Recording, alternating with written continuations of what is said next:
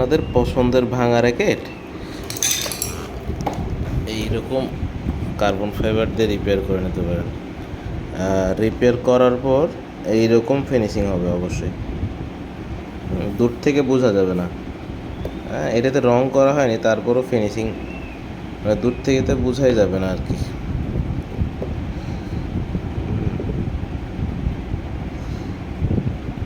এই জায়গায় এই কারণ যারা আর কি কার্বন ফাইবার চিনেন তারা বুঝতে পারবেন আর কি রিপেয়ারটা কোন জায়গায় হয়েছে।